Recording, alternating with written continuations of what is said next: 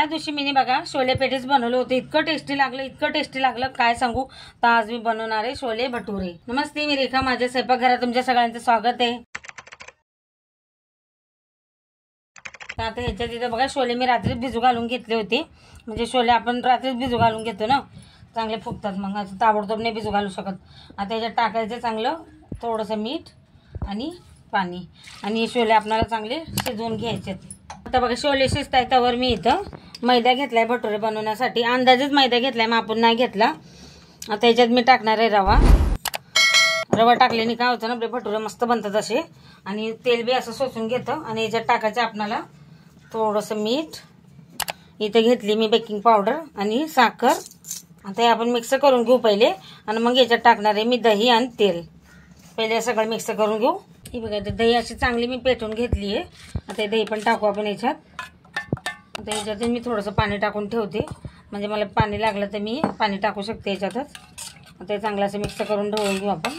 आता याच्यात टाकणार आहे बघा मी थोडंसं तेल, हे आपल्याला आता मिक्स करून घ्यायचं चांगलं सगळं, आणि मग आपल्याला जसं लागेल तसं आपण याच्यात पाणी टाकायचं। पहिलेच नाही टाकायचं, पहिले आपण दही संग मिक्स करून घेऊ मैदा। हे बघा दही संग असं चांगलं मिक्स करून घेतलंय मी, आणि याच्यात साखर टाकल्याने काय होतं, आपल्या भटुऱ्याला मस्त असा कलर येतो, म्हणजे लवकर असे तळले जातात। हे बघा आता याच्यात इथे दहीचंच भांड आहे, त्याच्यातच मी पाणी टाकून घेतलंय। आता बघू, हे मस्त आपल्याला पीठ मळून घ्यायचं आहे, असं भटुऱ्याचं चांगलं पीठ मळून घेऊ आपण थोडं थोडं पाणी टाकून। हे बघा आता परत टाकते। हे बघा मस्त असं पीठ मळून घेतलंय मी असं मऊसूत। आता याला मी 10 मिनिटं असं झाकून ठेवणार आहे बघा। याच्यात रवा आहे ना, मग रवा चांगला भिजला जातो। हे बघा छोले पण चांगले शिजले, आता मी गॅस बंद करते। आता याचा मसाला बनवून घेऊ आपण। बघा इथे छोलेची भाजी बनवण्यासाठी इथे मी 2 बघा कांदे घेतलेत, असे चिरून घेतलेत, आणि 2 टमाटे घेतलेत, हिरवी मिरची, अद्रक, याची आपल्याला आता पेस्ट बनवून घ्यायची। मी एक संगत बनवून घेणार आहे। हे बघा छोले पण मस्त शिजवून घेतलेत मी असे एकदम मऊसूत। आता आपण याची भाजी बनवून घेऊया। बघा तेल पण असं मस्त गरम करून घेतलंय मी। आता इथं बघा 2 तेजपत्त्याचे पानं घेतलेत, आता हे टाकायचे पहिले तेलात। जिरं घेतलंय, दालचिनी घेतली आहे,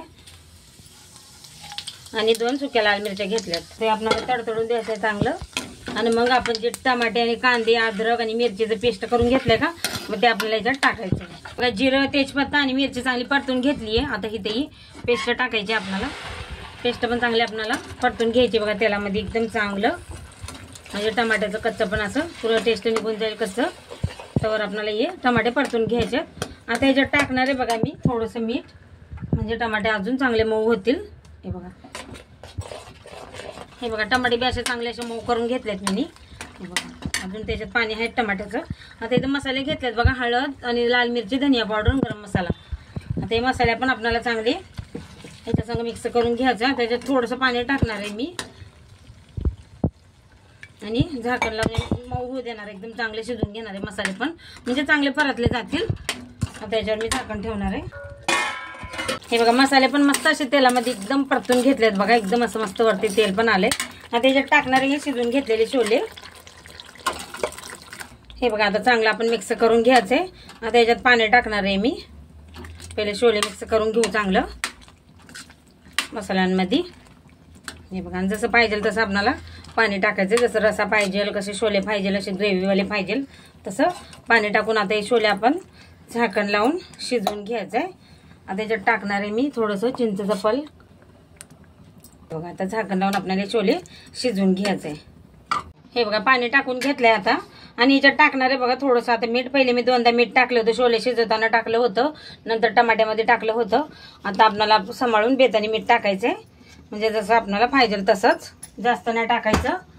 आता ये मी छोल्याची भाजी दुसऱ्या गॅसवर हे करणारे शिजवायला ठेवणार आहे, आणि इकडे करणारे आता भटुरे।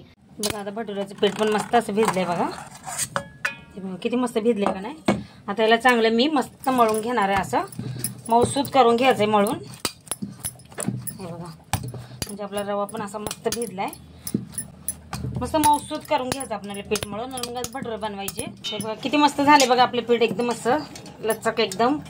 आता याचे मी छोटे छोटे गोळे बनवून घेणार आहे, जसं आपल्याला भटुरे बनवायचे तसे छोटे छोटे असं याला मी असं बनवून घेणार आहे। पहिले सगळे गोळे सगळं असं करून आपण गोल गोल करून, हे बघा सगळे असेच करून ठेवणार आहे, आणि मग याला लाटायचं आपल्याला।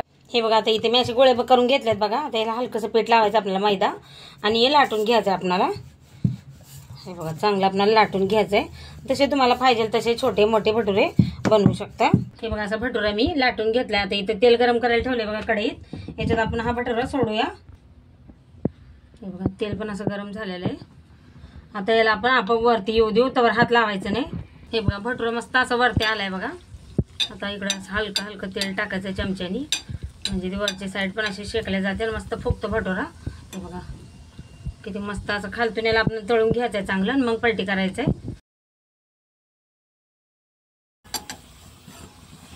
कढई लहानच घेतली मी लई. हे बघा आता इकडून पण आपण चांगला तळून घेऊ आपला भटुरा. हे बघा मस्त तळल्या चाललाय बघा. हलकासा कलर पण आलाय. हे बघा मस्त तळून घेतलाय भटुरा. आता याला काढून घेते मी आणि बाकीचे पण सगळं असे तळून घेणार आहे. हे बघा आता दुसरं पण टाकते आणि चांगलं तळून घ्यायचं आपल्याला. हे बघा आता ह्याला पण आपण वरतून असं तेल सोडूया. किती मस्त फुगलाय का नाही भटुरा, एकदम टम फुगलाय. आता पलटी करून घेऊ. बी आपण चांगला तळून घेऊया. बघा अद्रक असं बारीक असं लच्छ करून घेतलं, त्याचं बारीक कापून घेतल्यात कापा करून. आणि एकच हिरवी मिरची तिला पण अशी बारीक चिरून घेतली. आता आपण हे टाकूया ह्याच्यात आणि मिक्स करून घेऊ. म्हणजे मस्त असा स्वाद येतो आपल्या ह्याच्यामध्ये छोलेमध्ये. त्याच्यात टाकणारे मी बारीक चिरलेली कोथिंबीर, चांगली स्वच्छ धुवून टाकायची कोथिंबीर. आता हे आपल्याला झाकण ठेवून हे छोले आपल्याला चांगलं होऊ द्यायचे. हे बघा मस्त तयार झालेत आपले गरमागरम छोले भटुरे. आता इथं बघा मी थोडीशी चटणी ठेवणार आहे. हे बघा आणि कांद्याचा बारीक चिरून घेतलाय. आता याच्यात ठेवणार आहे अशी बारीक लिंबूची खाप आणि तयार आहे आपले छोले भटुरे. व्हिडिओ आवडला तर एक लाईक नक्की करा.